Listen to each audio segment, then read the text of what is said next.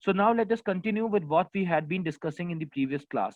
We had understood why architecture has got so much of importance in the lives of the rulers, because it brought them fame, it made them famous, and it became a proof of their power. And then we also understood that there are two types of classification of monuments. One is religious monument and the other one is secular monuments. Religious monuments are those monuments which have something to do with religion. For example, the mosques, the temples, or the churches, or the tombs. So all these structures are called as religious monuments, whereas there are certain other monuments which do not have any religious significance, or they do not have any religious use. They are for some other purposes. For example, the havelis where people used to live, or the palaces where kings used to live, or the forts, the qillas where the king would live, and king would station his army to fight against the enemies in case of any attack. So all these places, or the beautiful gardens that the kings had developed in the history. So all these places are called as secular places or secular monuments. I also told you that there is another way of classifying these monuments, and that way is divided, or rather based upon the use of the monuments. So there were certain monuments which were for personal use. For example, the forts, or maybe the palaces or the havelis were actually for for private use of the kings or the richest people or the nobles. Whereas there were some places which were meant for public, and anybody could go there. These places were mosques, these were temples, these were assembly halls, or these were gardens, or these were wells, or these were sarais, as I told you. So there are two ways of classifying the monuments. One is divide them into religious and secular monuments, or the second way is divide them into personal use, monuments for personal use, or monuments for public use. So I think this is very much clear to all of you. Then we started the topic architecture. यानी फिर हमने architecture topic की शुरुआत करी थी, जिसका मतलब यह है कि अगर हम अभी आर्किटेक्चर पढ़ रहे हैं तो बाद में आने वाले क्लासेस में, या आने वाली अभी जो हमारी बचा हुआ चैप्टर है, उस चैप्टर में पेंटिंग और म्यूजिक के बारे में भी पढ़ेंगे। लेकिन आर्किटेक्चर अपने आप में, हिंदुस्तान में अगर देखा जाए तो आर्किटेक्चर अपने आप में बहुत बड़ी फील्ड है, क्योंकि हिंदुस्तान देश है मॉन्यूमेंट्स का। हिंदुस्तान में बहुत सारे मॉन्यूमेंट्स बने हुए हैं, और यही वजह है कि आज भी दुनिया के तमाम मुल्कों से, दुनिया के सारे कंट्रीज से लोग आते हैं, फॉरेनर्स आते हैं, और इंडिया के मॉन्यूमेंट्स को देखने के लिए वो कई दिनों तक इंडिया में रहते हैं, क्योंकि उन्हें मालूम है कि इंडिया के हर एक कोने में मॉन्यूमेंट्स बने हुए हैं। तो वो कश्मीर से अगर शुरू करते हैं तो कन्याकुमारी तक उनको हजारों मॉन्यूमेंट्स देखने को मिल जाते हैं। जिसलिए इसीलिए हमारा देश आर्किटेक्चर के मामले में बहुत मजबूत, आर्किटेक्चर हिस्टोरिकल आर्किटेक्चर के मामले में बहुत मजबूत, और हिस्टोरिकल आर्किटेक्चर के मामले में बहुत वास्ट है, बहुत बड़ा है। और इसी वजह से आपकी बुक में भी आर्किटेक्चर वाला जो सेगमेंट है, या आर्किटेक्चर वाला जो टॉपिक है, वो काफी बड़ा है। पेंटिंग और म्यूजिक इतना ज्यादा बड़ा नहीं है। तो जब हमने टॉपिक आर्किटेक्चर की शुरुआत करी थी तो हमने जाना था कि टेम्पल आर्किटेक्चर, हमारे देश में टेम्पल्स बहुत ज्यादा इंपॉर्टेंट रहे हैं, अब भी बहुत ज्यादा इंपॉर्टेंट है। आज टेम्पल्स यानी मंदिर जो है वो या तो पूजा के लिए इस्तेमाल किए जाते हैं, या फिर शादी के लिए इस्तेमाल किए जाते हैं। यानी लोगों का अगर पूजा अर्चना करना होती है, भगवान के दर्शन करना होते हैं, तो वो मंदिर में जाते हैं। या अगर उन्हें विवाह करना होता है तो विवाह जो संपन्न होता है वो मंदिरों में आमतौर पर होता है। या आजकल वो भी कम होने लगा है, तो कहीं और मंडप बनाया जाता है और वहां पर होता है। लेकिन पहले मंदिर जो थे, जिस जमाने की हम बात कर रहे हैं, यानी 800 से लेकर 1200 सीई के बीच में जो मंदिर थे, वो सिर्फ और सिर्फ पूजा के लिए नहीं थे, बल्कि वो अपने आप में ऐसी जगह हुआ करते थे जो सारी चीजों का समागम था, जिसके बारे में मैंने आपको पिछली क्लास में खूब बताया था, डिटेल में बताया था। मैं आपको हल्का हल्के ग्लिम्स देता जा रहा हूं ताकि आपको हल्का हल्का रिकॉल होता रहे। फिर हमने ये पढ़ा था कि किस तरीके से किंग्स अलग अलग भगवानों की उपासना करते थे, और अपने उस भगवान को, जिस भगवान की वो उपासना करते थे, उसको अपनी जिसे कहें कि अपना अपना अपनी प्यार कहिए कि उसके लिए डेडिकेशन कहिए कि उस भगवान के लिए उनका जो डेडिकेशन हुआ करता था, वो दिखाने के लिए, वो दर्शाने के लिए जो है वो किंग्स आमतौर पर जो थे वो मंदिरों का कंस्ट्रक्शन करवाया करते थे। उसको उनके पैटर्न्स के तौर पे काम करते थे। यानी Kings were the patterns of temples.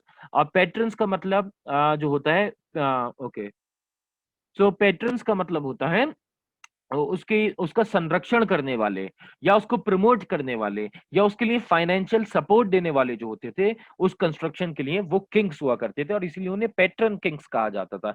यानी वो किंग्स जिन्होंने मंदिरों को या आर्किटेक्ट बिल्डिंग्स को बनवाने के लिए पैसा लगाया, पैसा दिया, ताकि कंस्ट्रक्शन नहीं रुके, ताकि मजदूरों के घर पर भी पैसा जाता रहे, ताकि मजदूर बेफिक्री के साथ इन बड़े बड़े मॉन्यूमेंट्स का कंस्ट्रक्शन कर सकें। फिर हमने जब टेम्पल आर्किटेक्चर की बात करी थी तो हमने पढ़ा था कि तीन टाइप के आर्किटेक्चर्स होते हैं। एक होता है नागर स्टाइल, जो कि नॉर्थ इंडिया में इस्तेमाल किया जाता है, यानी नॉर्थ इंडियन टेम्पल्स जो बने हुए हैं नागर स्टाइल में बने हुए हैं।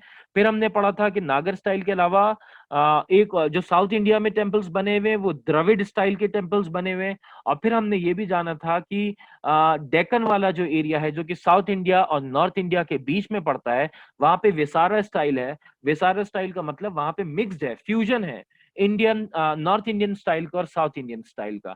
फिर हमने इनके डिफरेंसेस भी जाने थे और सिमिलैरिटीज भी जानी थी कि साउथ इंडियन में द्रविडन स्टाइल में बने टेम्पल्स में और नागर स्टाइल में बने टेम्पल्स में दोनों में गर्भगृह होता है।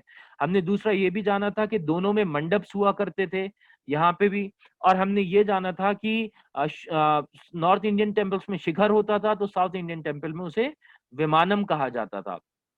और हमने फिर डिफरेंसेस जाने थे कि नागर स्टाइल में प्रदक्षिणा पथ होता है, जो कि साउथ इंडियन स्टाइल में यानी द्रविड़ स्टाइल में बने हुए टेम्पल्स में नहीं होता है। और प्रदक्षिणा पथ होता है जो गर्भगृह बना हुआ है, जिसमें भगवान की मूर्ति रखी हुई है, उस रूम के बाहर एक पैसेज बना हुआ होता है, जिसपे जो सर्कुलर पैसेज होता है, जिसपे चलते चलते आप भगवान के मंदिर की परिक्रमा कर सकते हैं, उनके रूम की परिक्रमा कर सकते हैं, यानी गर्भगृह की परिक्रमा कर सकते हैं, राउंड्स ले सकते हैं, प्रदक्षिणा कर सकते हैं, उसे प्रदक्षिणा भी कहा जाता है। और हमने ये भी जाना था कि इस नागर स्टाइल में बने हुए टेम्पल्स में अंतराल्य हुआ करता था, यानी मंडप और गर्भगृह के बीच में जो स्पेस होता था, जहां पे इंसान खड़े होकर के भगवान को देख सकता है, यदि वो मंदिर के अंदर नहीं जा पा रहा है किसी भी कारण से, तो उसे अंतराल्य कहा जाता था। ठीक है, अब आते हैं साउथ इंडियन स्टाइल में क्या क्या डिफरेंसेस होते थे। तो हमने जाना कि नॉर्थ इंडियन स्टाइल में यानी नागर स्टाइल में गोपुरम नहीं पाए जाते हैं, बल्कि साउथ इंडियन स्टाइल में गोपुरम पाए जाते हैं। गोपुरम क्या होते थे? गोपुरम होते थे बड़े से गेट्स जो कि एंट्री पर बनाए जाते थे टेम्पल से पहले, और वो इतने ज्यादा बढ़िया तरीके से बनाए जाते थे, इतनी ऊंची हाइट के होते थे कि उनको देखते ही आज भी अगर आप देखेंगे तो आप हैरान हो जाएंगे कि उस जमाने में कैसी टेक्नोलॉजी का इस्तेमाल किया गया होगा कि आज से 1200 साल पहले, 1100 साल पहले, 1000 साल पहले इतने खूबसूरत टेम्पल्स और इतने खूबसूरत बड़े बड़े गेट्स बना दिए गए। आमतौर पे कुछ केसेस में ऐसा भी होता था कि जो गोपुरम होता था, यानी जो प्रमुख द्वार होता था, वो प्रमुख द्वार आमतौर पे मंदिर की ऊंचाई से भी ज्यादा ऊंचा हुआ करता था। तो ये बहुत खासियत थी जो कि साउथ इंडियन स्टाइल के टेम्पल्स जो बने हुए हैं उसमें हमें आमतौर पर देखने को मिलती है। और वेसार स्टाइल में इन तीनों का कॉम्बिनेशन होता है। मैंने आपसे ये कहा, इन दोनों का कॉम्बिनेशन होता है।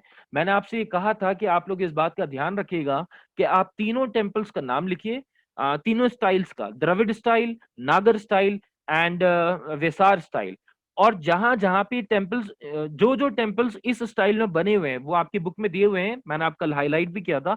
उन टेम्पल्स का आप नाम लिख दीजिए कि नागर स्टाइल में ये टेम्पल्स बने हुए हैं, द्रविड़ स्टाइल में ये टेम्पल्स बने हैं, और वेसारा स्टाइल में ये टेम्पल्स बने हुए हैं। मैं ऐसा क्यों कह रहा हूं? क्योंकि अगर आपसे क्वेश्चन पूछ लिया जाए कि ये वाला मंदिर कौन से स्टाइल में बना हुआ है, तो आप बता सकें कि ये मंदिर द्रविड़ स्टाइल में बना हुआ है या ये मंदिर नागर स्टाइल में बना हुआ है। साथ ही साथ में अगर आपसे पूछ लिया जाए कि दो एग्जाम्पल्स दीजिए द्रविड़ स्टाइल के या नागर स्टाइल के, तो आप एग्जाम्पल्स भी दे सकें। इस वजह से मैं ये चाह रहा हूं कि आप लोग इस तरीके की जो है वो एक लिस्ट बना करके अपने पास रखें। साथ ही साथ में मैंने आपको बताया था कि जो किनारे वाले एरियाज हैं जैसे कि बंगाल, कश्मीर और केरला, इनका अपना स्टाइल है टेम्पल कंस्ट्रक्शंस का, लेकिन हमने उसके बारे में इस चैप्टर में नहीं पढ़ा है। हम इसे अपने अलग चैप्टर में, जब बाद में हम इसको आगे बढ़ाएंगे, तो हम उसके बारे में और डिटेल में पढ़ेंगे। मैंने अब बताया था कि कौन कौन से फैक्टर्स होते हैं जिसकी वजह से साउथ इंडियन स्टाइल और नॉर्थ इंडियन स्टाइल में फर्क आ जाता है। तो मेन चीज होती है ज्योग्राफी, कि किस जगह पर बने हुए हैं टेम्पल्स, और वहां की ज्योग्राफी के हिसाब से क्या सूटेबल टेम्पल्स हैं या नहीं है। साथ ही साथ में कच्चा सामान, रॉ मटेरियल इजीली कौन कौन सा अवेलेबल है, किस रॉ मटेरियल का इस्तेमाल करके मंदिर ज्यादा अच्छे तरीके से बनाया जा सकता है, और क्या वो रॉ मटेरियल लाने में ज्यादा दिक्कत तो नहीं होगी।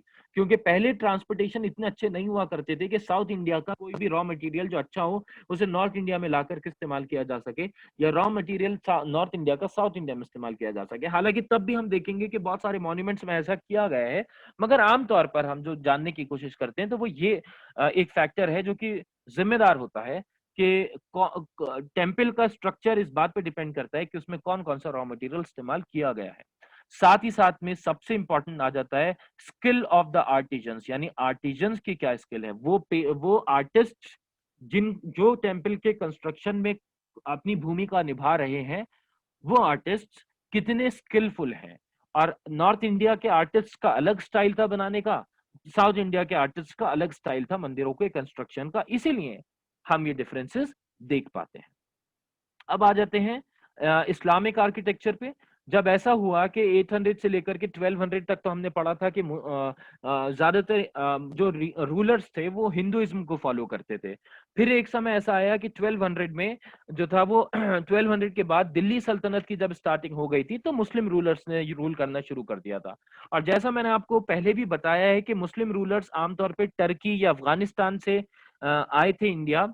और इसी वजह से हम देखते हैं कि वो जो अपने साथ अपने आर्किटेक्ट्स, अपने डिजाइनर्स इंडिया में लेकर के आए थे, और फिर उन्होंने जब इंडिया में आए तो इंडियन स्टाइल को भी अपनाया। तो इसी वजह से जो उनके समय पर, यानी जब हम 1200 के बाद, 1200 सीई के बाद जब दिल्ली सल्तनत की शुरुआत हो जाती है इंडिया में, तो तब हम देखेंगे कि बहुत सारे चेंजेस आए आर्किटेक्चर में, और बहुत सारा ईरानियन डिजाइन, अफगानी डिजाइन या टर्किश डिजाइन हमें देखने को मिलने लगा इंडियन आर्किटेक्चर में। तो इसी वजह से इस आर्किटेक्चर को आमतौर पे कहा जाता है Indo Islamic architecture. Indo Islamic style of architecture. Indo Islamic style का मतलब इंडिया, यानी इंडियन स्टाइल जो था, जो अब तक चलता आ रहा था, और जो इस्लामिक रूलर्स अपने साथ स्टाइल लेके आए थे, उन दोनों के मिक्सचर को कहा जाता है Indo Islamic style of architecture. अब इसमें क्या क्या खासियतें थी या क्या क्या उनके अलग अलग फीचर्स होते थे, उसके बारे में हम जानने की कोशिश करेंगे हल्के हल्के करके। तो वैसे तो आपको हल्का हल्का इसमें बताया गया है, लेकिन इतना डिटेल में नहीं बताया गया है, तो मैं इस पार्ट को अभी स्किप कर रहा हूं, क्योंकि यही चीजें हम डिटेल में आने वाले पैराग्राफ में पढ़ने वाले हैं। तो हम इसको फिलहाल के लिए स्किप करते हैं, और अब हम आ जाते हैं इंपॉर्टेंट पॉइंट पे, जो कि जो है वो ये है कि आपसे पूछा जा सकता है कि एरेबिस्क किसे कहा जाता है। एरेबिस्क, एरेबिस्क कहा जाता है कि आपने देखा होगा कि जो मुगल्स की या जो दिल्ली सल्तनत की बनाई हुई बिल्डिंग्स हैं, या आप अभी आगे देखेंगे भी अपनी बुक में जो फोटोज बने हुए हैं उसमें, कि उसमें उन्होंने फूल पत्तियों का बड़ा इस्तेमाल किया है। अलग अलग ज्योमेट्रिकल पैटर्न्स बनाए हैं, जैसे रेक्टेंगुलर पैटर्न्स या सर्कुलर पैटर्न्स बनाए हैं। और वो आमतौर पे दीवार के ऊपर बने हुए नहीं होते थे, बल्कि दीवार के अंदर उतने लेवल का स्पेस बनाया जाता था, और दूसरे मार्बल के ऊपर वो डिजाइन बनाया जाता था, और उस मार्बल को काट कर उस स्पेस के अंदर, जो दीवार में स्पेस बनाए उसके अंदर फिट कर दिया जाता था। तो इसमें इसको आमतौर पे एरेबिस्क कहा जाता था। एरेबिस्क कहा जाता था कि फूल पत्तियों का इस्तेमाल करते हुए कुरान जो बुक है, जो होली बुक है मुस्लिम्स की, सो कुरान की जो वर्सेस हैं, यानी कुरान की लाइंस उस पे लिखी जाया करती थी, और उसको फिर बिल्डिंग के ऊपर लगाया जाता था, बिल्डिंग के ऊपर फिट कर दिया जाता था। तो उसको कहा जाता था एरेबिस्क। अब आप इसको कह सकते हैं कि सर एरेबिस्क तो नहीं लिखा हुआ है, ये तो एरेबिस्क क्यों लिखा हुआ है। लेकिन जैसे हम बुटीक क्यों लिखते हैं लेकिन बुटीक पढ़ते हैं, ऐसे ही अरेबिस्क क्यों लिखते हैं लेकिन अरेबिस्क पढ़ते हैं। सो अगर आपसे पूछ लिया जाए कि डेकोरेटिव स्टाइल्स जो कि मुगल्स इस्तेमाल करते थे या दिल्ली सल्तनत के लोग इस्तेमाल करते थे, या इंडो इस्लामिक आर्किटेक्चर में जो डेकोरेशन के लिए फूल पत्तियां और कुरान की वर्सेस लगाई जाती थी, उस स्टाइल को क्या कहा जाता था, तो उसे आप ऑप्शन क्लिक करेंगे अरेबिस्क। ठीक है। हालांकि आपसे यह पूछा जा सकता है कि किस स्टाइल में इंसान और जानवरों की फिगर का इस्तेमाल नहीं किया जाता था, यानी इंसानों को। Please give me a second everyone, I am receiving a very urgent call. मैं अभी आप लोगों को कंटिन्यू करूंगा, बस ये कॉल रिसीव कर लूं।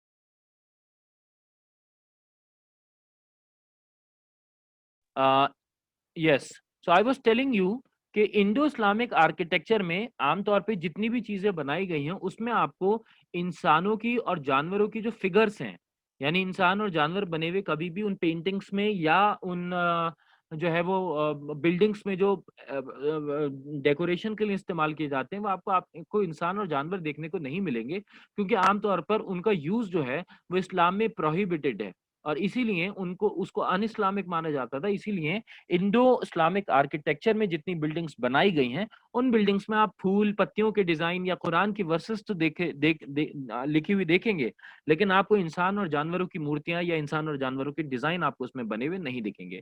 हालांकि जब भी अभी हमने जो पिछला स्टाइल ऑफ आर्किटेक्चर पढ़ा जिसमें हम टेम्पल आर्किटेक्चर के बारे में पढ़ रहे थे, तो उसमें बहुत सारे ऐसे एनिमल्स जिनको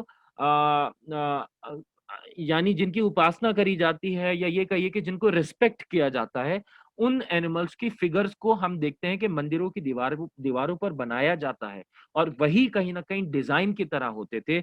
और कहीं ना कहीं आप देखेंगे कि टेम्पल्स में जो डिजाइन बने हुए होते थे वो एक स्टोरी की तरह होते थे, कुछ स्टोरी बताते थे कि जैसे आप लोग अगर कोई बुक पढ़ेंगे और उसमें सिर्फ पिक्चर्स ही पिक्चर्स होंगी तो आप पिक्चर्स को पढ़ते पढ़ते देखते समझ जाएंगे कि इसमें कुछ स्टोरी बताने की कोशिश करी गई है। ऐसे ही टेम्पल्स में जो आउटर वॉल्स पर डेकोरेशन के लिए जो एनग्रेविंग करी जाती थी, यानी गोद कर जो मूर्तियां बनाई जाती थी या जो स्कल्पचर्स बनाए जाते थे, वो आमतौर पर एक कुछ ना कुछ स्टोरी बताया करते थे और उसमें ह्यूमन बींग्स और एनिमल्स का इस्तेमाल किया जाता था, यानी ह्यूमन बींग्स और एनिमल्स की फिगर्स बनाई जाती थी।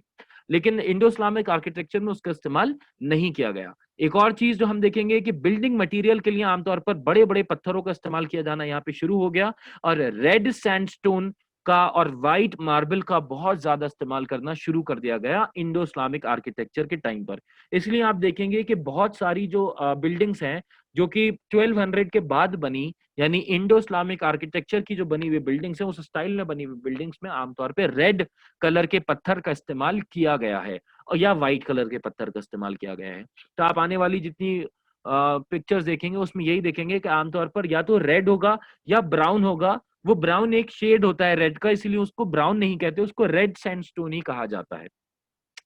तो रेड सैंडस्टोन का आमतौर पर जो इस्तेमाल किया वो ममलूक डायनेस्टी यानी स्लेव डायनेस्टी और खिलजी डायनेस्टी के रूलर्स ने इस्तेमाल रेड सैंडस्टोन का किया। जबकि मुगल्स को आमतौर पर आप देखेंगे मुगल्स को व्हाइट मार्बल काफी पसंद था और व्हाइट मार्बल की एक जिंदा मिसाल ताजमहल है, क्योंकि ताजमहल में पूरा व्हाइट मार्बल ही शुरू से लेकर अंत तक इस्तेमाल किया गया है।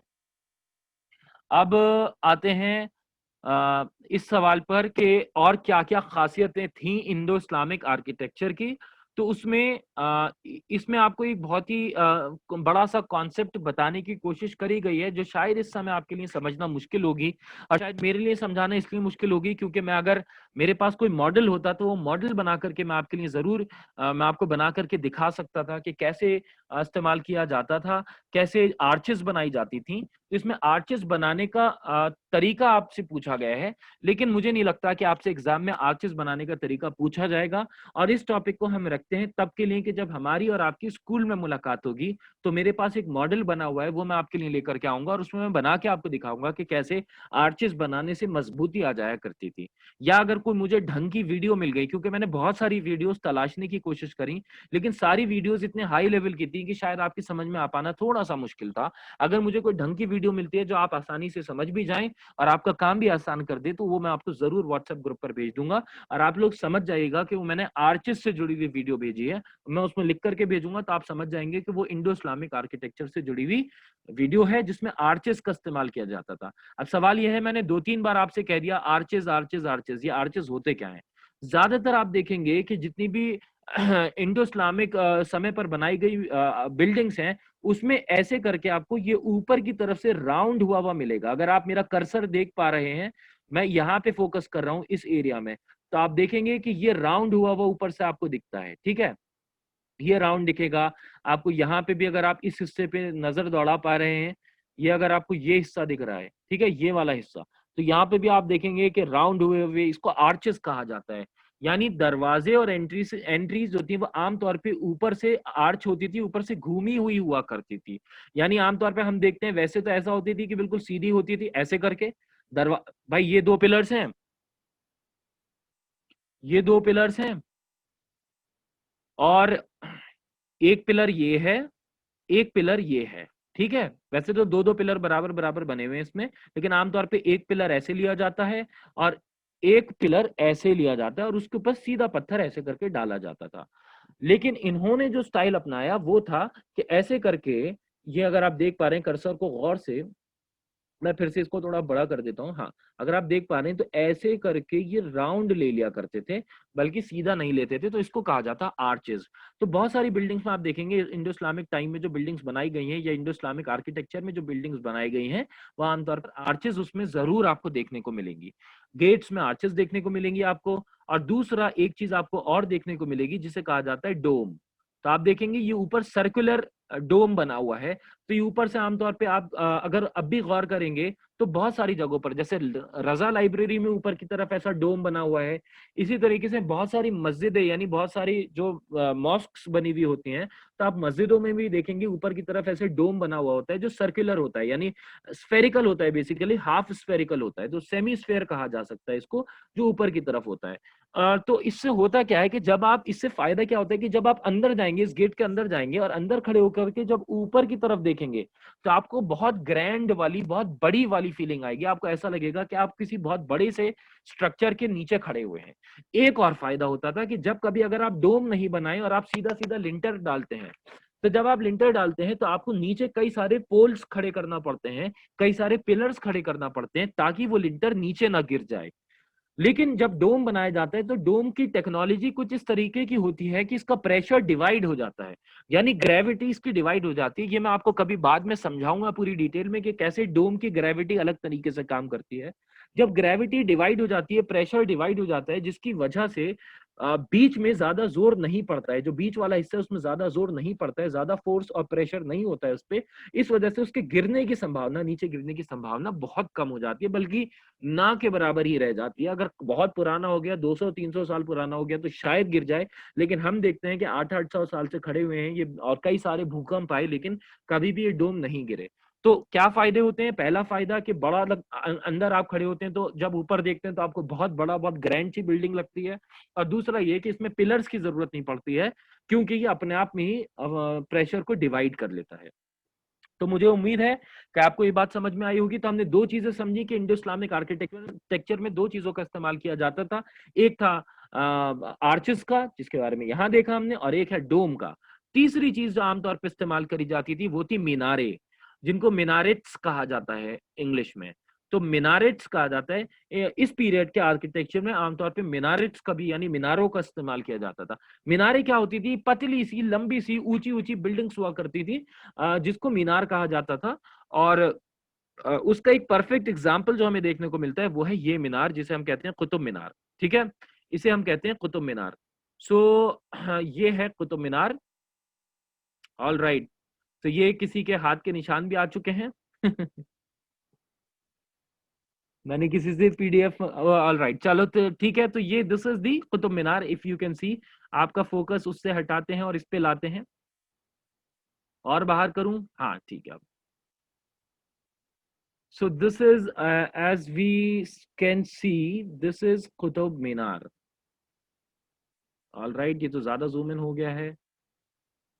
अब इसको थोड़ा सा जूम इन, जूम आउट करें, जूम इन करें, और अब आपके लिए उसको ऐसे कर देते हैं ताकि आपका फोकस किसी की उंगलियों से हट के और मीनार के ऊपर चला जाए।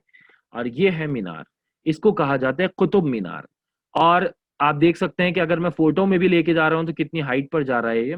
तो कुतुब मीनार 71.4 मीटर्स की हाइट पर खड़ा हुआ था। बेटा अगर आप लोगों में से किसी के भी सवाल हैं, सवाल मुझे भेज दीजिए, मैं आप लोगों के सवाल का जवाब जरूर दूंगा। अभी please do not raise your hands, मैं आप लोगों के सवाल का जवाब जरूर दूंगा। पहले हम इसकी बात कर लेते हैं।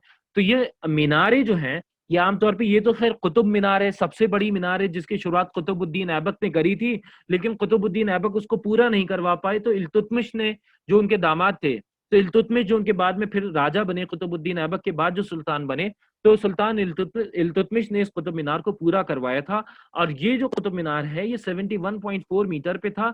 और इसके, अब मीनार क्या होती है ये समझिए। मीनार जो होती है वो नीचे से चौड़ी होती है, आप देखेंगे कि नीचे से काफी चौड़ी है और ऊपर जाते जाते पतली हो जाती है। दूसरी, इसमें कई सारे लेवल्स बने हुए होते हैं, कई सारे जो है वो अलग अलग लेवल्स बने हुए होते हैं। तो आप देखेंगे यहाँ तक तो ये पूरा एरिया लेवल 1 है। ओके, सॉरी, ये पूरा एरिया लेवल 1 है। फिर अगर हम ऊपर जाएंगे तो देखेंगे ये वाला एरिया लेवल 2 है। यानी इसे स्टोरी कहा जाता है, मंजिल कहा जाता है कि पहली मंजिल और दूसरी मंजिल, first story and second story. ये फिर हम तीसरी देखते हैं, इसी तरीके से चौथी है, और फिर ये पांचवी है। तो इस तरीके से कई सारे हम किसी भी मीनार में खासियत क्या होती है कि नीचे से चौड़ी होती है, ऊपर से पतली होती है, कई सारी मंजिलें उसमें बनी हुई होती हैं, और बिल्कुल सीधी सी स्ट्रक्चर होता है, बिल्कुल सीधा टॉल स्ट्रक्चर होता है, उसको मीनार कहा जाता है।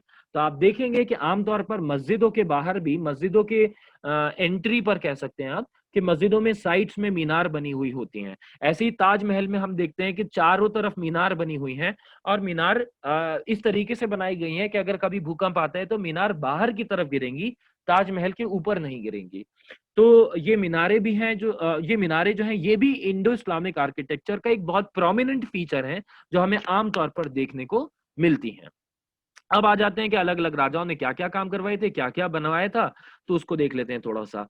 देखिए, तुगलकाबाद का एक किला है जिसे तुगलकाबाद फोर्ट कहा जाता है। सो तुगलकाबाद फोर्ट दिल्ली में बना हुआ है। आपको कभी मौका मिला तो अगर स्कूल ट्रिप जाती है तो मैं जरूर जाऊंगा आपके साथ, और आप लोगों को वो किला दिखाऊंगा, और उस किले के बारे में डिटेल में आपको समझाऊंगा और पढ़ाऊंगा। सो तुगलकाबाद का जो किला है उसको बनवाने वाले इंसान थे गयासुद्दीन तुगलक तुगलक और मोहम्मद बिन तुगलक। और इस किले की खासियत यह है कि इसकी जो दीवारें हैं वो स्लोपिंग है। स्लोपिंग का मतलब वो अंदर की तरफ जो है थोड़ी सी टेढ़ी हुई हुई है। और उससे क्या फायदा होता है कि वो बड़ी मजबूत दीवारें हैं, क्योंकि बहुत चौड़ी दीवारें और साथ में टेढ़ी हैं वो, तो उनके गिरने की संभावना इसलिए कम रहती है क्योंकि दूसरी तरफ से उनको सपोर्ट मिली हुई होती है। जब कभी मैं वहां गया तो मैं आपको पूरा डिटेल में और समझाऊंगा कि कैसे इस्तेमाल किया जाता था। साथ ही साथ में उसमें आपको बीम यानी पिलर्स देखने को मिलेंगे, और लिंटल देखने को मिलेगा। लिंटल का मतलब यहाँ पे लिंटर से नहीं है, जो हम लिंटर कह देते हैं आमतौर पे। लिंटल से मतलब होता है यहाँ पे डिजाइन के लिए, जो डेकोरेशन के लिए चीजें इस्तेमाल करी जाती हैं, उनको लिंटल कहा जाता है।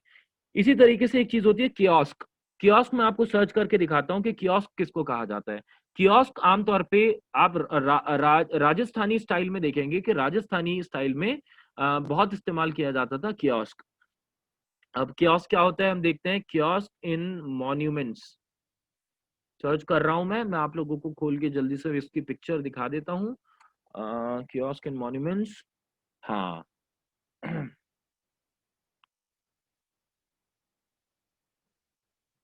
ओके, कोई ढंग का कियोस्क नहीं आया है इसमें। कियोस्क इन राजपूत मॉन्यूमेंट सर्च करता हूँ, क्योंकि राजस्थान में काफी इस्तेमाल किया जाता था इसका।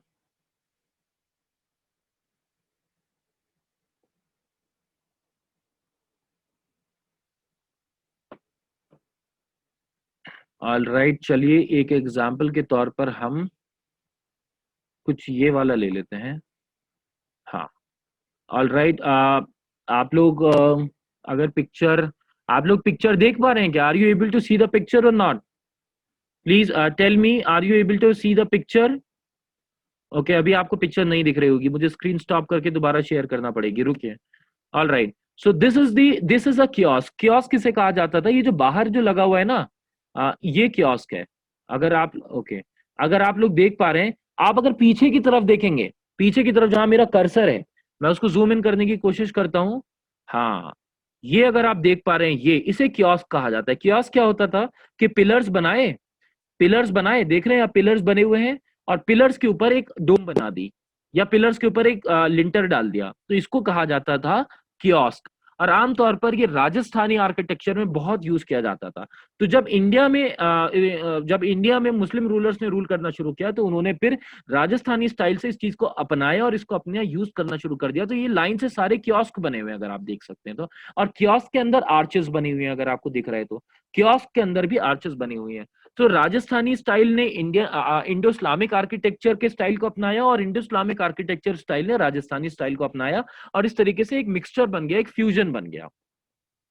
अच्छा, स्क्रीनशॉट विजिबल नहीं था तो मैं आप लोगों को अभी भेज दूंगा बाद में पिक्चर, आप लोग वहां से देख सकते हैं, ठीक है। अभी मैं स्क्रीन को शेयर करता हूँ, चैप्टर को देखते हैं और फिर उसके बाद आगे बढ़ते हैं। हाँ, तो ये कियोस्क के बारे में मैंने आपको बता दिया, ये भी एक इंपॉर्टेंट फीचर था जो हमें मुगल आर्किटेक्चर में देखने को मिलता है। अब आते हैं और क्या क्या चीजें बनाई जाती थी। ऑल राइट, तो यहाँ पे तो इंडो इस्लामिक आर्किटेक्चर में बहुत सारी मस्जिदों का कंस्ट्रक्शन किया गया, क्योंकि मुस्लिम रूलर्स थे तो मस्जिदों यानी मॉस्क्स को बहुत ज्यादा एडमायर करते थे, और अपनी भक्ति भगवान की तरफ या खुदा की तरफ अपनी इबादत दिखाने के लिए, अपनी मोहब्बत दिखाने के लिए वो मस्जिदों का निर्माण करवाया करते थे, जिसमें आपको आमतौर पर बहुत सारी मस्जिदें बनी हुई दिखेंगी। और सबसे बड़ा एग्जाम्पल रामपुर की जामा मस्जिद ले सकते हैं आप, या दिल्ली की जामा मस्जिद जो कि इंडिया की शायद सबसे बड़ी मस्जिदों में से एक है। तो ये सारी मस्जिदें जो थी ये इन मुस्लिम रूलर्स ने बनवाई थी। तो आमतौर पे आपको इंडो इस्लामिक आर्किटेक्चर में मस्जिदें काफी बनी हुई दिखेंगी। उन मस्जिदों की खासियत ये होती थी कि बहुत बड़े बड़े से उनके गेट हुआ करते थे, बहुत बड़ी एंट्रेंस हुआ करती थी, और ऊंची ऊंची और पतली मीनारें हुआ करती थी, और साथ ही साथ में हर मस्जिद के ऊपर डोम बनी हुई हुआ करती थी। तो अब बात कर लेते हैं हम टूम्स की। टूम्ब कहा जाता है मकबरे को। इंडो इस्लामिक आर्किटेक्चर में मुस्लिम रूलर्स ने बहुत सारे मकबरे बनवाए थे। जैसे आपने हुमायूं का मकबरा बहुत सुना होगा, तो हुमायूं टूम्ब कहा जाता है उसको। कुछ लोग इसे टॉम्ब कह देते हैं, कुछ लोग टूम्ब कहते हैं, कुछ लोग टूम्ब कहते हैं। तो मैंने जो एजुकेटेड लोग हैं, जो हिस्टोरियंस हैं, उनको टूम्ब कहते हुए सुना है, तो इसीलिए हम भी टूम्ब ही कह रहे हैं।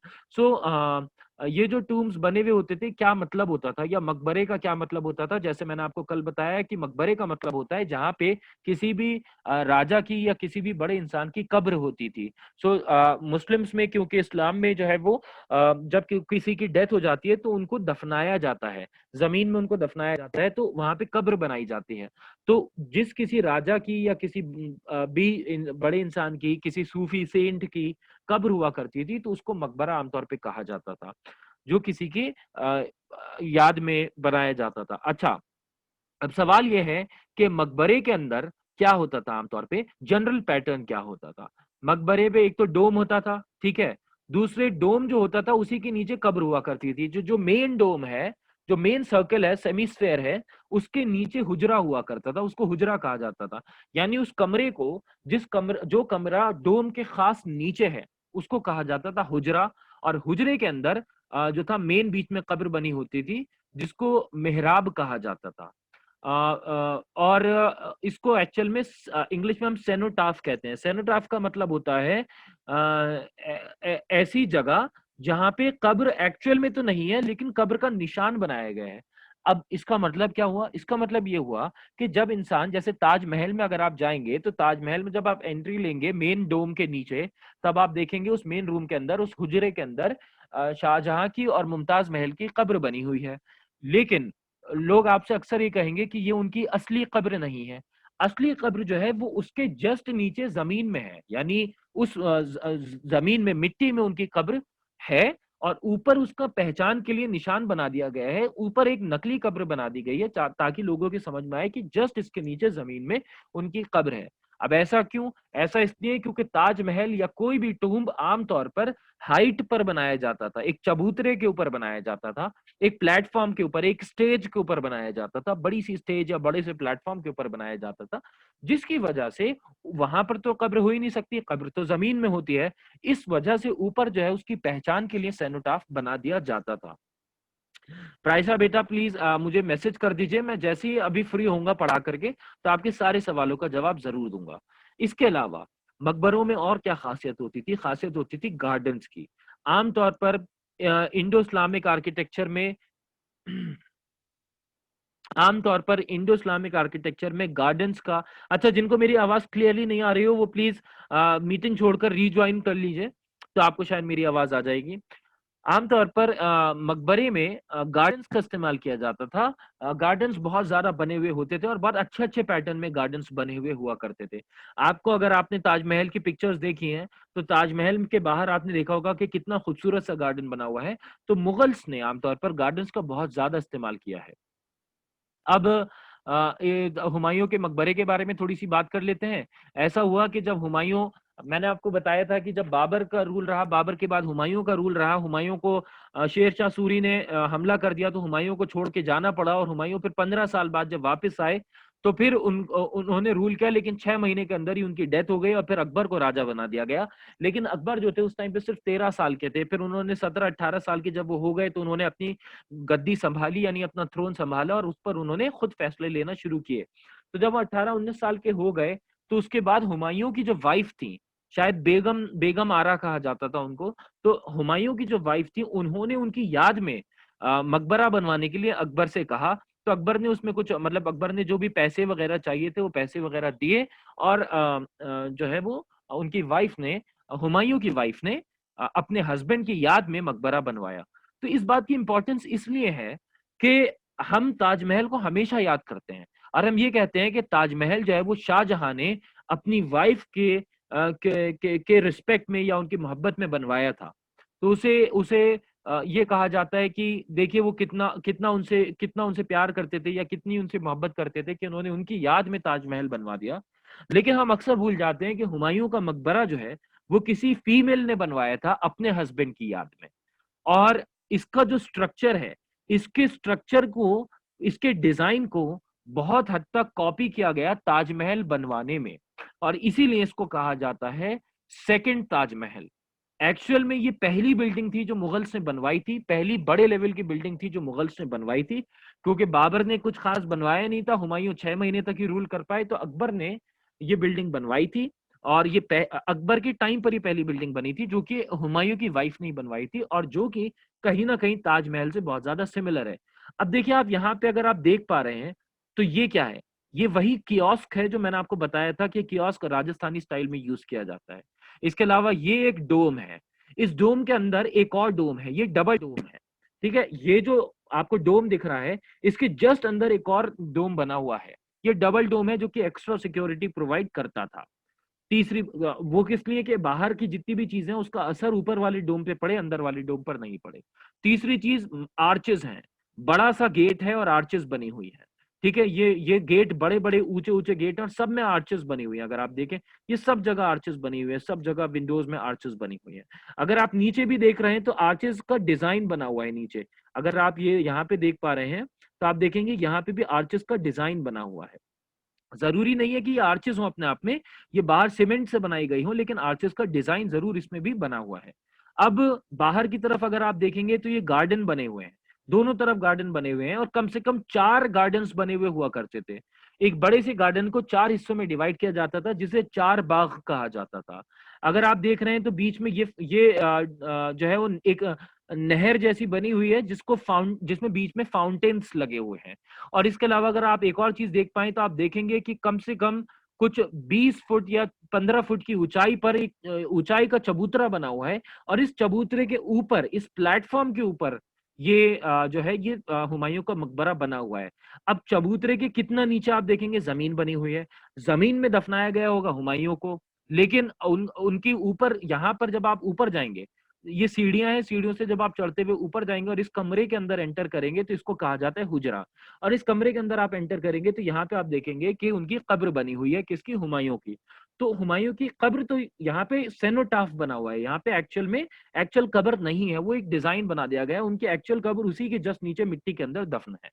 ठीक है, और ये हुमायूं के मकबरे में बहुत सारे मुगल फैमिली के मेंबर्स दफन हैं, बहुत सारे लोगों की कब्रें यहाँ पर बनी हुई हैं। और ये एक्चुअल में एक बहुत बड़ा उस टाइम पे अचीवमेंट था मुगल्स का, कि उन्होंने इंडियन स्टाइल को और टर्किश और अफगानी स्टाइल को मिक्स करके एक नए स्टाइल की बिल्डिंग बनाई थी, जिसको बहुत ज्यादा पसंद किया गया। और आप देखेंगे कि ये भी रेड कलर के सैंडस्टोन से बनाई गई है, जिसमें ज्योमेट्रिकल पैटर्न्स में व्हाइट कलर से डिजाइन डाले गए हैं।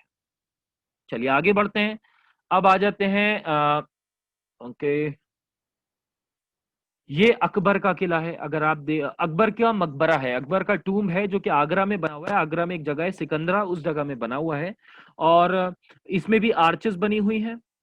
ओके, इसमें भी आप देखेंगे ये आर्चेस बनी हुई हैं। ऐसे यहाँ पे भी आर्चेस हैं, यहाँ पे भी आर्चेस हैं। लेकिन इसमें खास बात क्या है, और ये जो आप नीचे देख रहे हैं, जो ये जमीन है, ये आप अगर ये जमीन ओके, ये अगर आप यहाँ पे जमीन देख पा रहे हैं, ये जो जमीन है ये एक्चुअल में चबूतरा है जो हाइट पे बना हुआ है।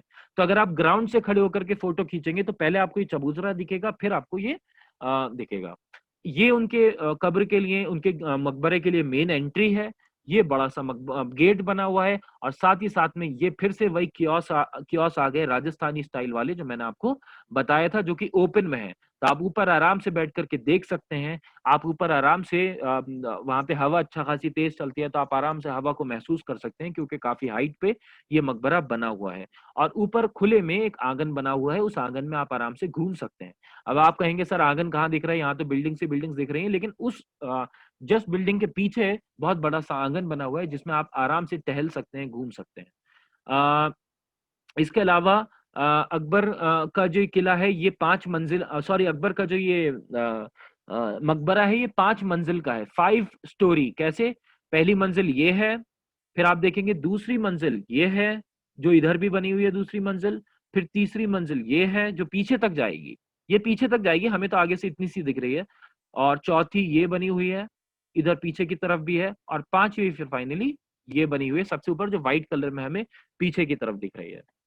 तो ये 5 स्टोरी की बनी हुई है, और इसी में सेनोटाफ बना हुआ है, जिसको मतलब सेनोटाफ मतलब इसमें भी कब्र ऊपर डिजाइन बना हुआ है, एक्चुअल कब्र जो है वो नीचे जमीन में है। ठीक है। और ये जो वो है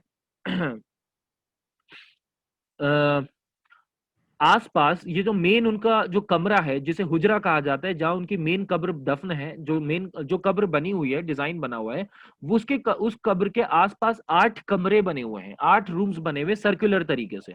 तो उन 8 रूम्स को कहा जाता था इनकी भाषा में हश्त बिहिश्त, यानी पर्शियन लैंग्वेज में उसे हश्त बिहिश्त कहा जाता था। हश्त का मतलब होता था 8 और बिहिश्त का मतलब होता था कमरा। सो हश्त बिहिश्त इसको कहा जाता था। तो ऐसा हो सकता है कि आपसे पूछा जा सके कि हश्त बिहिश्त किसे कहते हैं। अब आ जाते हैं इनके गार्डन्स के बारे में, खास बात देख लेते हैं कि गार्डन्स में क्या होता था। तो मुगल्स ने आमतौर पर अपने जो मकबरे थे उनमें गार्डन्स का बहुत इस्तेमाल किया। बीच में एक झरना जैसा बहता हुआ जाता होता था, जिसमें बीच में ये झरने लगे हुए होते थे, जिससे पानी बाहर निकलता होता था और ऐसे करके गिरता होता था। और ये एक नहर जैसी जा रही होती थी, जिसमें से पानी बहता हुआ जाकर के नदी में मिल जाया करता था। और आमतौर पर एक सीधा ऐसे करके नहर होती थी, और एक ऐसे करके हुआ करती थी, और 4 ऐसे करके बाग बने हुए हुआ करते थे, जिनको 4 बाग कहा जाता था। हालांकि आप यहाँ पे देखेंगे तो ये कश्मीर में निशात बाग बना हुआ है, ये तो क्योंकि बहुत बड़ा गार्डन है, तो इसलिए आपको खाली 4 बाग नहीं मिलेंगे, आगे तक आप देखेंगे गार्डन गार्डन गार्डन बने हुए हैं। लेकिन आमतौर पर जो मकबरे बने हुए दिखेंगे आपको मुगलों के, तो मुगल्स ने जो मकबरे बनाए थे उसमें 4 बाग का इस्तेमाल किया था, जो आपको ताजमहल के बाहर भी मिलेगा। ताजमहल में जो गार्डन बना हुआ है वो एक गार्डन को 4 हिस्सों में डिवाइड किया गया है फाउंटेन्स के थ्रू, और इसको कहा जाता है 4 बाग। अच्छा, तो ये कंपार्टमेंट्स, ये पैटर्न जो है इसको 4 बाग कहा जाता है। शालीमार बाग में, निशात बाग में इस्तेमाल किए गए हैं गार्डन्स का बहुत ज्यादा अच्छे तरीके से यूज किया गया है, बहुत अच्छे अच्छे पेड़ लगाए जाते थे, और इस पैटर्न को 4 बाग कहा जाता है। ये तो मैंने आपको बता ही दिया कि 4 हिस्सों में डिवाइड किया जाता था गार्डन को। और इस गार्डन में बड़ा खूबसूरत तरीके से फूल वगैरह लगाए जाते थे, कि आप ऊपर से खड़े होके, जब आप मकबरे में ऊपर खड़े होंगे तो आप घंटों के हिसाब से उस गार्डन को आराम से देख सकते हैं, और आपको बड़ा सुकून मिलेगा। लेकिन शर्त यही है कि उस जगह पर भीड़ नहीं होना चाहिए, अगर भीड़ होगी तो गार्डन आपको अच्छा नहीं लगेगा। अब एक और चीज जो मुगलों ने बनाई वो है किले। किले उन्होंने बहुत सारे बनाए, उसमें न सिर्फ अपना स्टाइल यानी इस्लामिक स्टाइल यूज किया, बल्कि बंगाली और गुजराती स्टाइल का बहुत ज्यादा यूज किया। तो अगर आपसे पूछ लिया जाए कि मकबरों में कौन सा स्टाइल यूज किया था, आप कहेंगे राजस्थानी स्टाइल यूज किया था। किलों में कौन सा स्टाइल किया था, तो आप कहेंगे बंगाली और गुजराती स्टाइल का बहुत ज्यादा यूज किया गया था। किले इसलिए बनाए जाते थे कि किले के अंदर राजा और राजा के परिवार के जो इंपॉर्टेंट मेंबर्स हैं वो सेफ रहेंगे। किले की दीवारें ऊंची हैं तो उसमें कोई आसानी से घुस नहीं सकता। और दूसरी बात, किले के अंदर ही सिक्योरिटी बहुत टाइट होती थी। किले के लिए स्पेशल सिक्योरिटी रखी जाती थी, जिसमें सबसे ज्यादा ट्रेन्ड स्टाफ हुआ करता था। इसके अलावा किले के अंदर बहुत सारी और चीजें बनी हुई होती थी, जैसे मस्जिद बनी हुई होती थी, या अगर किसी राजा की, जो कि हिंदुइज्म को फॉलो करते हैं, उनका किला बना हुआ है तो उसके अंदर मंदिर बने हुए होते थे, असेंबली हॉल्स बनी हुई होती थी। आम जनता से मिलने के लिए अदालत या कोर्ट रूम बना हुआ होता था, जहाँ पे जनता से मिला करते थे। और राजा के अपने रहने के लिए अंदर की तरफ पैलेस भी बना हुआ होता था। अब अ, जो है वो सबसे पहला अगर कहा जाए कि किले के अंदर एक बेहतरीन पैलेस बने हुए होने का जो सबसे बढ़िया एग्जाम्पल है वो जहांगीरी महल है। जहांगीरी महल जो है वो आगरा के किले के अंदर बना हुआ है। आगरा में भी एक किला है जो कि रेड फोर्ट यानी लाल किले की छोटी छोटी कॉपी लगता है। तो आगरा फोर्ट में जहांगीरी महल बना हुआ है, नगीना मस्जिद बने हुए हैं। ये दोनों उस किले के अंदर बहुत इंपॉर्टेंट बिल्डिंग्स हैं जिसको बहुत ज्यादा सराहा जाता है। और आप देखेंगे, आपको पहली पिक्चर में ऐसा लगा होगा कि ये लाल किला है, लेकिन ये लाल किला नहीं है, बल्कि ये जो है वो आगरा का किला है, जिसे आगरा फोर्ट कहा जाता है। खैर, अब ये आगरा का किला तो हमने बात कर ली। लाल किले के बारे में किसी दिन मैं अलग से आपके लिए क्लास लूंगा और लाल किले में मैं आपको बताऊंगा।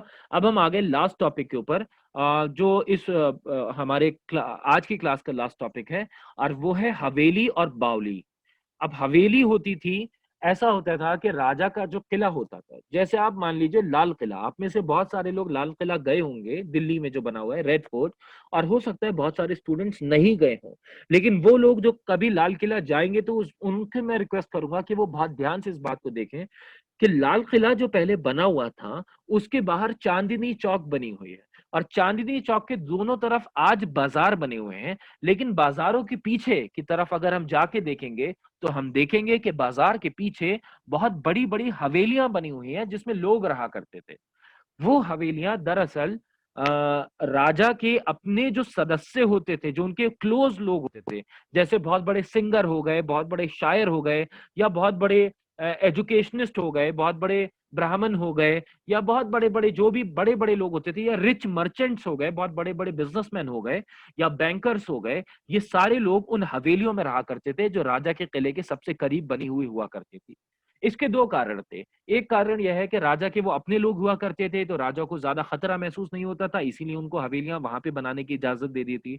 और दूसरा ये कि राजा को जब भी जरूरत पड़े तो वो इनमें से किसी को भी आसानी से बुला सकते थे, क्योंकि उनके घर, उनकी हवेलियां पास में ही होती थी।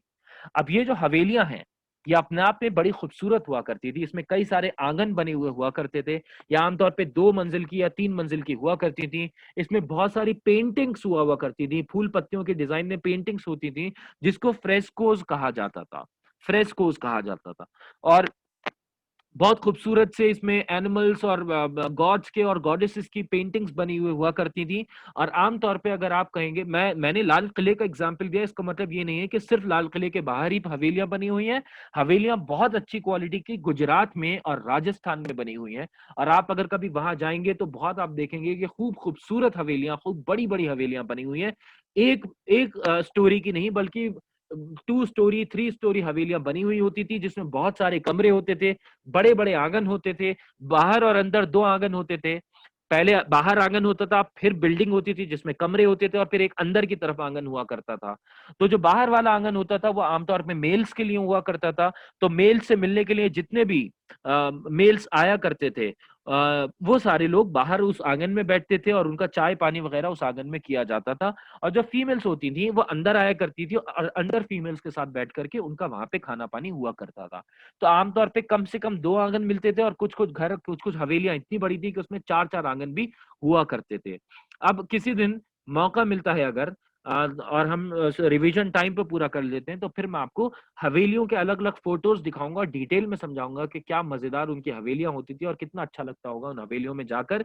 और अगर कभी आपको मौका मिले तो आप पुरानी दिल्ली अगर जाते हैं और लाल किले पे आप जाते हैं, तो वहां जाके किसी से भी पूछ लीजिएगा कि यहाँ पे जो खूबसूरत वाली हवेली है वो कहाँ पे है। एक हवे एक रेस्टोरेंट ने उस हवेली को खरीद के दोबारा से उसी स्टाइल में बना दिया, जिस स्टाइल में वो हवेली थी, दोबारा पॉलिश वॉलिश करके पेंट वेंट करके एकदम चमका दिया है, और उसमें उसने रेस्टोरेंट खोला है। तो लोग अगर है थोड़ा सा महंगा, तो लोग अगर जाकर के वहां पे खाना चाहते हैं, और बिल्कुल रॉयल स्टाइल में खाना दिया जाता है, तो अगर आप उसी तरीके से खाना खाना चाहते हैं, वैसा महसूस करना चाहते हैं, तो उस हवेली में जरूर घूम के आइएगा, आपको बहुत अच्छा लगेगा। साथ ही साथ में एक और इम्पोर्टेंट चीज थी, जनता को जिसकी सबसे ज्यादा जरूरत रहती थी, वो था पानी। अगर आपको क्लास 6 अपना याद है, तो क्लास 6 में पहले चैप्टर में आपको बताया गया था कि सिविलाइजेशंस पानी के पास बसा करती थी, यानी जहां पे नदियां होती थी वहां पे सिविलाइजेशंस होती थी। लेकिन अब ऐसा समय आ चुका था कि सिर्फ नदियों से पानी नहीं मिलता था, बल्कि इंसान को इस बात का पता चल चुका था कि जमीन के नीचे भी पानी होता है, यानी जमीन के अंदर अगर हम खोदते चले जाएं तो अंडरग्राउंड वाटर होता है। तो उसी अंडरग्राउंड वाटर के लिए बनाई जाती थी बावली। बावली कहा जाता था बहुत गहरे से कुएं को, उस कुएं के अंदर जीना बना हुआ होता था। जीना कहा जाता है स्टेयर केस को, सीढ़ियां बनी हुई होती थी, राउंड राउंड सीढ़ियां बनी हुई होती थी, जिससे उतर के आप नीचे जा सकते हैं, अपनी बाल्टियां या मटके भर करके ऊपर ला सकते हैं। और लोग तो बड़े बड़े ड्रम्स को भर करके और रस्सियों के जरिए उसको ऊपर उठाया करते थे। तो उसे बावली कहा जाता था, जो आमतौर पे जनता के लिए बनाई जाती थी, ताकि जनता आराम से उस बावली में जाए और पानी ला सके। अब सारा बारिश का भी पानी उसी बावली में इकट्ठा हो जाता था, तो जिस टाइम पे बारिशें बहुत पड़ती थी, तो अंडरग्राउंड जो वाटर लेवल था, वाटर लेवल ऊपर आ जाता था, तो लोगों को ज्यादा नीचे उतरने की जरूरत नहीं पड़ती थी। लेकिन जिस समय पर गर्मी बहुत ज्यादा होती थी, तो इवेपोरेशन ज्यादा होता है और पानी उड़ने लगता है, तो उस समय पर नीचे तक पानी चला जाता था, और नीचे की वजह से लोगों को ज्यादा नीचे जाना पड़ता था। इसीलिए बहुत नीचे तक सीढ़ियां बनाई जाती थी, ताकि लोग आराम से नीचे तक जा सके और पानी वहां से पा सके। साथ ही साथ में जितने भी रूलर्स थे, वो आमतौर पे पॉन्ड्स, कैनाल्स, अब ये पॉन्ड्स क्या होते हैं, यानी तालाब, कैनाल्स मतलब नहरें, ये सब बनाया करते थे, ताकि गांव गांव तक पानी जा सके। नदी को काट के नहर बना दिया करते थे, नदी का के पानी को डाइवर्ट कर दिया करते थे गांव गांव में, पतली पतली नहर बना करके, जिससे गांव गांव तक पानी जा सके और लोग खेती में उस पानी का इस्तेमाल कर सकें। जब खेती अच्छी करेंगे तो फसल अच्छी होगी, फसल अच्छी होगी तो जो किंग है वो टैक्सेस ज्यादा कलेक्ट कर सकते हैं। इसीलिए इल्तुतमिश जो थे, बल्कि हमें यहाँ से शुरू करना चाहिए कि जो चोल चोल किंग्स थे, उन्होंने कल्ला नई कल्ला नई को मेंटेन करवाया था। और ये कल्ला नई क्या था, ये एक इरिगेशन के लिए डैम बनाया गया था, यानी उस समय पर एक डैम बनाया गया था, जिससे नदी के पानी को बहने से रोका जाता था। वो पानी एक बड़े से पॉन्ड में इकट्ठा हो जाता था, और उस पॉन्ड के पानी को फिर दूसरी जगह पर नहर बना करके सप्लाई किया जाता था। तो इसको बनाया तो अर्ली चोला रूलर्स ने था। हमने दो रूलर्स पढ़े हैं, कि अर्ली चोल रूलर्स और लेटर चोल रूलर्स। तो अर्ली चोल रूलर्स ने कावेरी नदी के पास ये डैम बनाया था, लेकिन लेटर चोल रूलर्स ने फिर उसको रिपेयर कराया, और रिपेयर कराने के लिए जनता के लिए उस डैम को, जो कल्ला नहीं कहलाता था, उसका खूब सारा इस्तेमाल किया जनता को फायदा पहुंचाने के लिए। इसी तरीके से सुल्तान इल्तुतमिश को बहुत ज्यादा सराहाया गया जब उन्होंने हौज सुल्तानी बनवाई थी। हौज का मतलब होता है तालाब। तो जब उन्होंने तालाब बनवाया था, उसको हौज ए सुल्तानी कहा जाता है, यानी सुल्तान का बनाया हुआ तालाब। उसकी वजह से उनको बहुत सम्मान मिला था, क्योंकि उन्होंने जनता की जरूरत को समझते हुए वहां पे तालाब बनाया था। और अब लोगों को पानी भरने के लिए दूर नदी पे नहीं जाना पड़ता था, बल्कि उनके घर के पास, उनके एरिया में अब हौज बन चुकी थी।